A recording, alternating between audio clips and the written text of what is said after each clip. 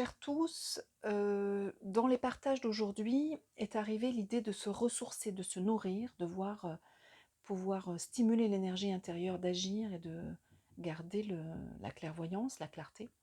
Et est venue l'idée de vous confier in extenso les sources qui sont les miennes, les ressources qui sont les miennes, pour contribuer à ce que chacun puisse se nourrir à la hauteur de ce dont il a envie. Et je ne sais pas si les droits d'auteur me permettent de vous lire, en l'occurrence je vais vous lire une partie de ce livre, les droits d'auteur et les droits d'éditeur. Donc si vous voulez bien dans les commentaires m'indiquer ce que je peux faire ou non.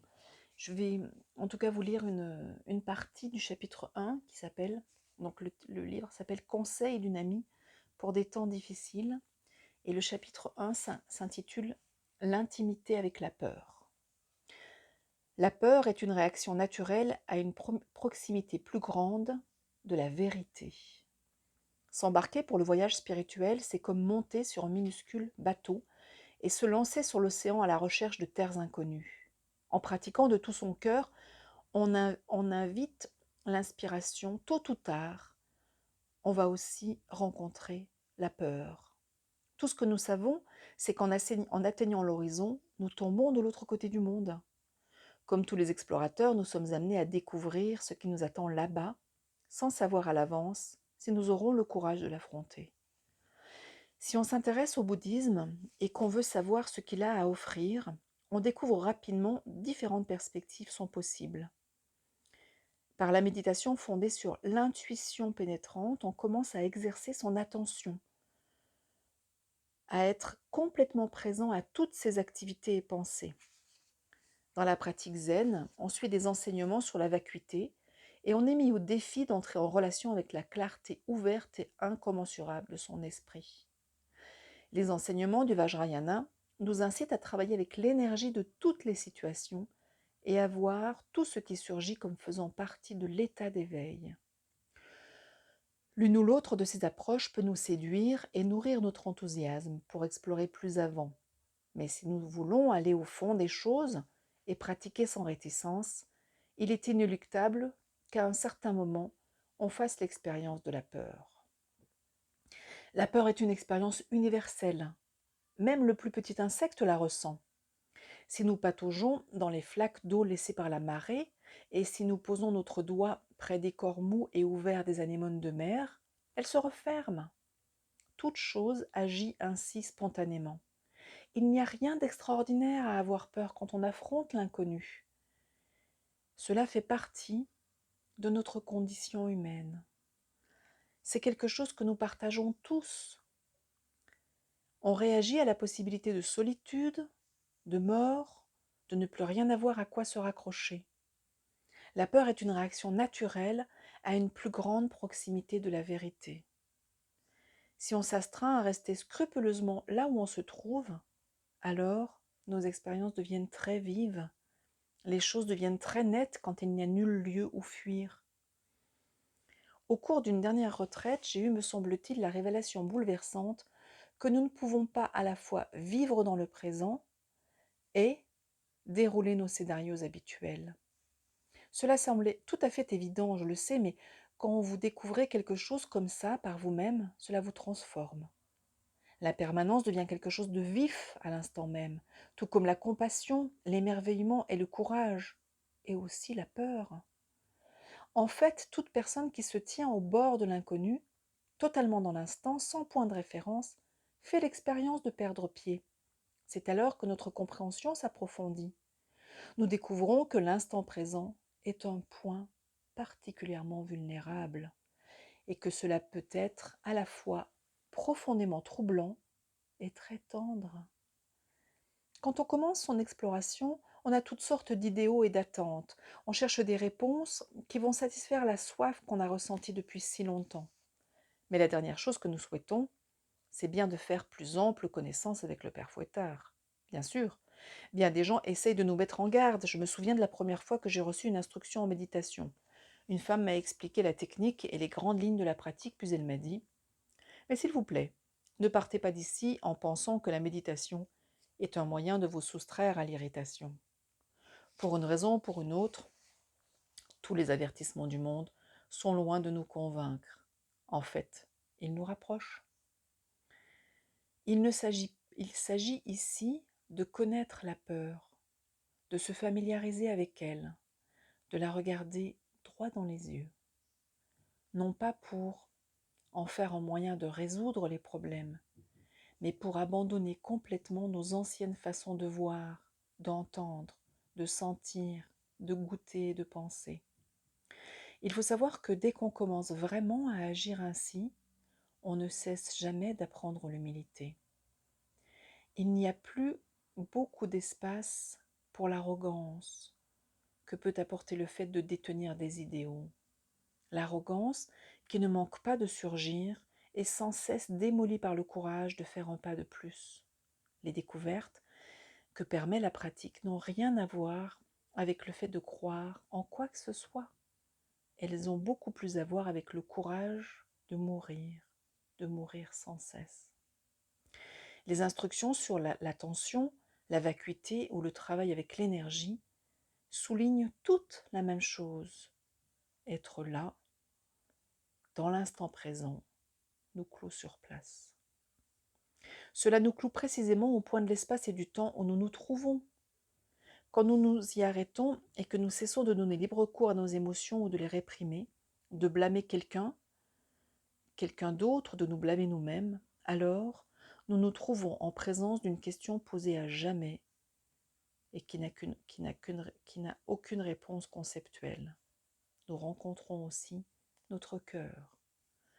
Comme l'a dit de façon si expressive un étudiant, la nature de Bouddha, astucieusement déguisée en peur, nous botte les fesses pour que nous soyons réceptifs. La nature de Bouddha, astucieusement déguisée en peur. J'ai assisté une fois à une conférence sur l'expérience spirituelle d'un homme en Inde dans les années 60. Il racontait qu'il était décidé à se débarrasser de ses émotions négatives. Il luttait contre la colère et la luxure. Il se battait contre la paresse et l'arrogance. Mais surtout, il cherchait à se débarrasser de sa peur. Son maître de méditation ne cessait de lui dire d'arrêter de lutter. Mais il croyait que ce conseil n'était qu'une autre méthode pour venir à bout de ses obstacles.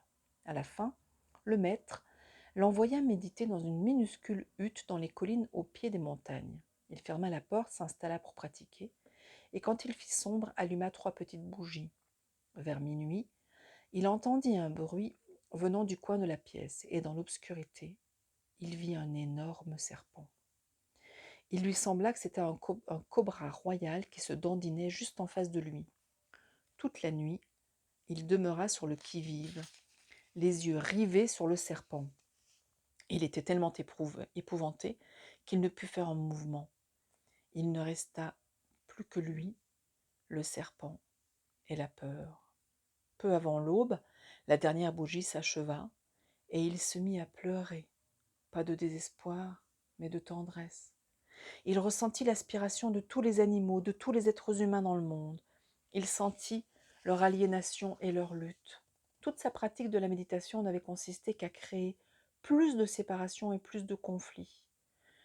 Il décida d'accepter sereinement de tout son cœur qu'il était coléreux et jaloux, qu'il résistait et luttait et qu'il avait peur.